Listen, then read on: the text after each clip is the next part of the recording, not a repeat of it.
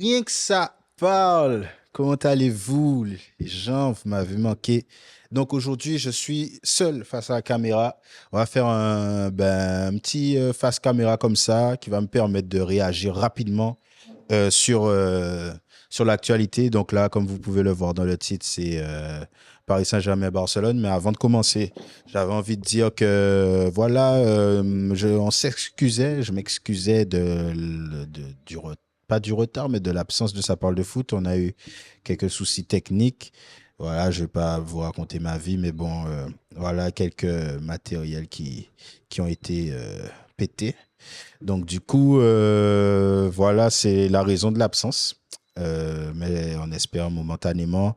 Et puis revenir avec les émissions comme d'hab, avec les collègues.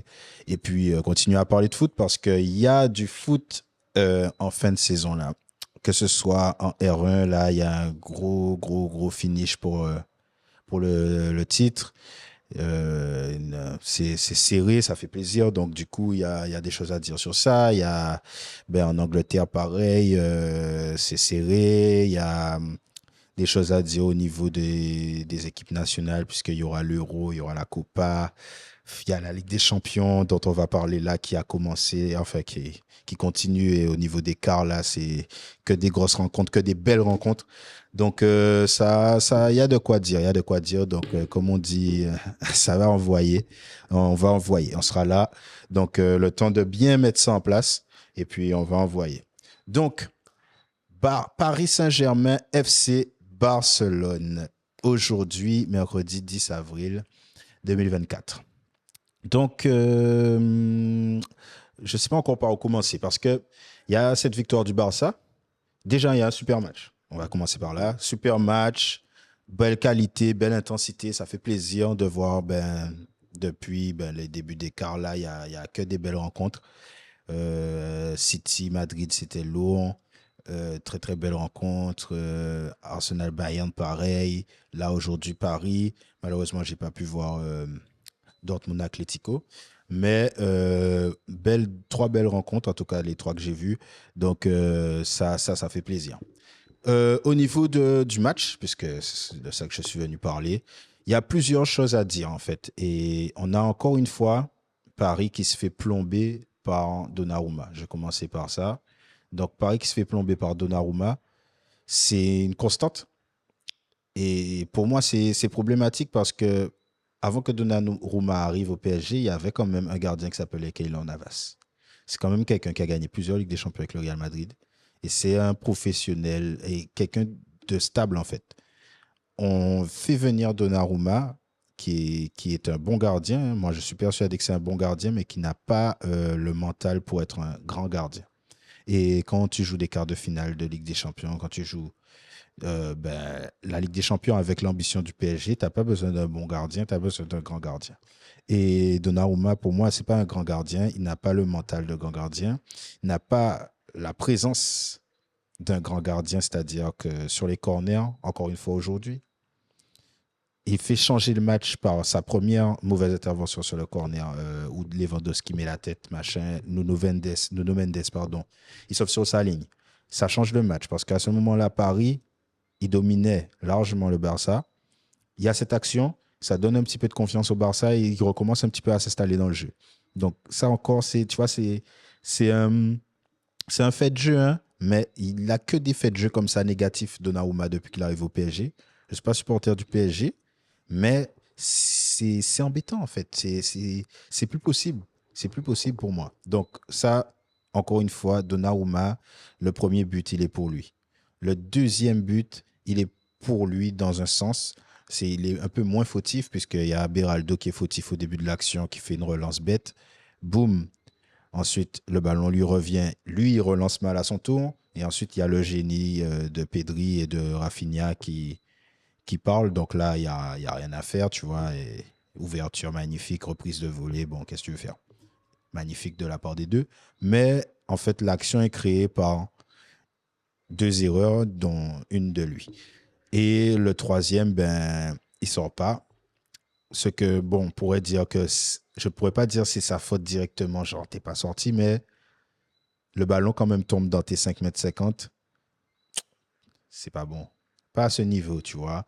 Après, là où Christensen se trouve, si la tête elle est cadrée, il y a but 9 fois sur 10, tu vois. Tu vas pas l'arrêter. Tu peux être le meilleur gardien au monde si tu veux. Tu vas pas arrêter une tête d'aussi près. Le mec, il est dans les cages, tu vois. Donc, en fait, il doit balayer ça. Il doit balayer ça. Normalement, c'est. Lorsque le corner part, tu te dis, c'est pour mon gardien. Mais lui, il sort pas, boum, but. Et tu vois, c'est le but vraiment bon. Celui-là, Paris peut pas s'en remettre. Mais, donc, la défaite, elle est extrêmement décevante pour moi parce que le Barça, c'est pas une grosse équipe. C'est pas une grosse équipe actuellement. Actuellement, quand même en Europe, on avait parlé dans un Ça parle de foot, il y a une vraie baisse de niveau comparé aux autres années de Ligue des Champions qu'on avait vues. Je m'explique. Les équipes qui sont actuellement en quart, elles font partie des meilleures équipes d'Europe puisque c'est elles qui sont en quart. Il n'y a pas de problème là-dessus. Mais quand même, le niveau est beaucoup plus homogène entre les équipes. Vous voyez ce que je veux dire? C'est-à-dire que, par exemple, si tu prends, je sais pas, les quarts de finale où Paris perd contre le Barça, où ils font 2 nuls là, avec Laurent Blanc ou Ancelotti. Ces quarts de finale-là, le Barcelone de cette époque-là, c'est une grosse équipe, tu vois. Il y a d'autres années où le tableau est beaucoup plus relevé que cette année. Et en fait, c'est ce qui est le plus décevant parce que tu loupes l'occasion déjà de frapper fort, boum, on se met en bonne position pour se mettre en demi, alors que si ça se trouve dans 1, 2, 3 ans, le tableau sera pas plus aussi ouvert. Peut-être qu'il y aura du recrutement, peut-être que Paris aussi sera plus fort, tu vois. Mais en tout cas, pour moi, il faut savoir saisir les opportunités. Et c'est décevant parce qu'ils ne se mettent pas en bonne position alors que c'est le moment, quoi. C'est le moment. Après, tu joues l'Atlético Dortmund en demi. L'Atlético actuel. Vous avez vu l'Atlético en ce moment? C'est le moment de jouer ces équipes-là. Mais bon, bref. Paris n'est pas encore éliminé de tous les cas. Mais bon, en tout cas, Barcelone, c'est pas une grosse équipe. Ils font un bon match aujourd'hui, mais c'est pas une grosse équipe. Et Paris se plombe tout seul en faisant 3 grosses erreurs pour moi. Et 3 grosses erreurs faites par le coach. Voilà, clairement, moi, la défaite, pour moi, c'est le coach. C'est Luis Enrique. Il a beaucoup parlé avant le match que c'est lui le Barça, machin, machin. Première erreur, il veut jouer avec un faux neuf. Je vois pas pourquoi tu veux jouer avec un faux neuf dans le football en général. Barcelone a fait cela parce que c'était Lionel Messi. Mais quand tu as un faux neuf, tu ne peux pas relancer, tu ne peux pas ressortir le ballon long. Quand Barcelone avait ses moments, justement, ses moments forts, ses temps forts, ben, tu as acculé et tu as du mal à ressortir la balle. Quand Paris avait ses temps forts et que Barcelone était acculé, ils se sont dit, bon, écoute, on envoie loin sur Lewandowski. On en va loin sur Lewandowski. Il contrôle, il obtient une faute. Il contrôle, il tourne, il peut écarter sur Yamin Lamal, écarter là-bas à gauche sur Rafinha, machin. Il fait monter le bloc. Il permet d'aérer le jeu quand tu ne peux pas ressortir court. Et ça, c'est important. Et ça, c'est le rôle du neuf aussi, d'être capable de tenir son défenseur dans son dos.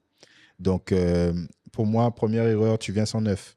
Asensio, ben ouais, il fait des petites combinaisons avec les milieux de terrain, mais déjà, tu ne peux pas jouer, tu ne peux pas profiter de ce que je viens de dire. Et de deux, quand Paris faisait des décalages sur l'aile, ça ne te sert à rien puisque Asensio n'est pas dans l'axe. Il n'y a personne pour réceptionner le centre.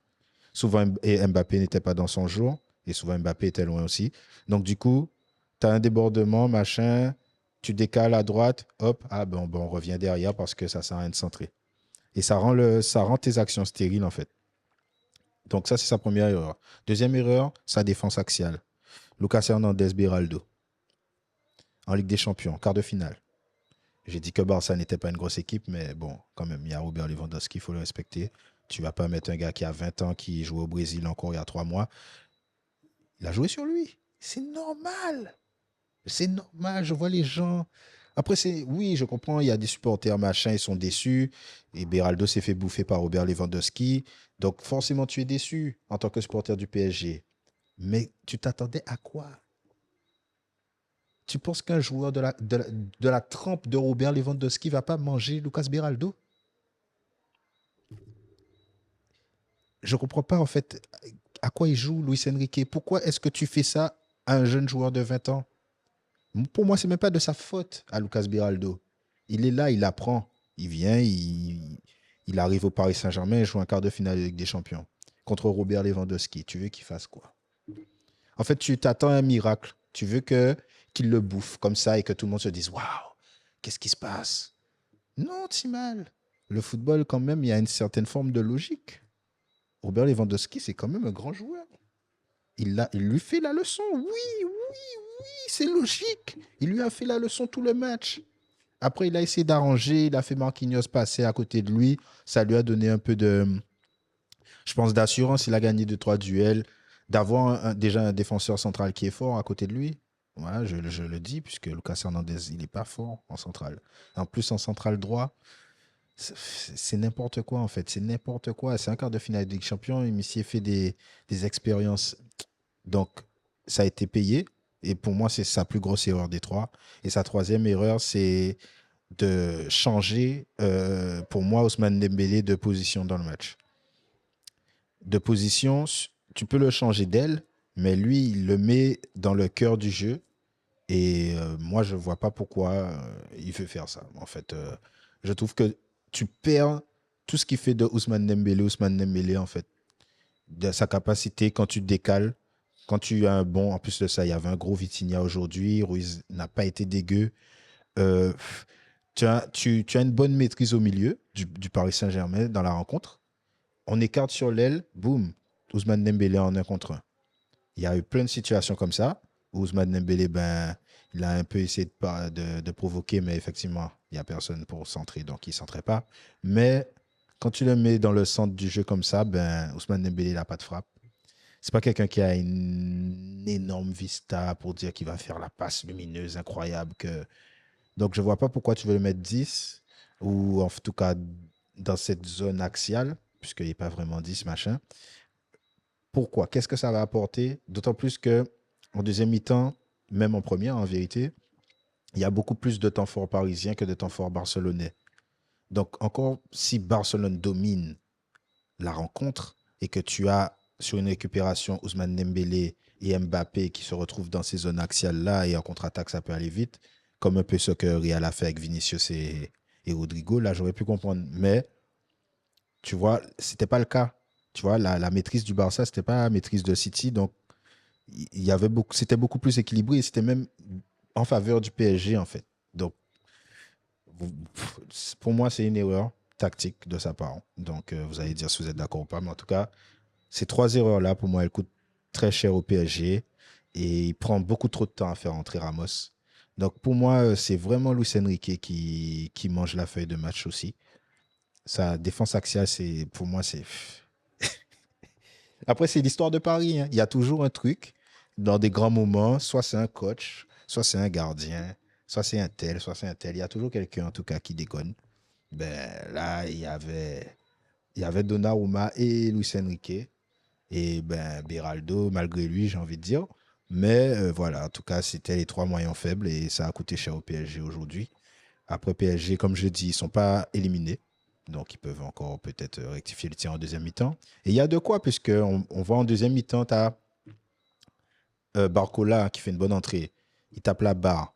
Tu as un poteau de Dembélé. Tu as beaucoup d'actions sur ces transitions offensives qui te laissent penser que, voilà, quand il y avait de l'espace, dans le dos des défenseurs barcelonais.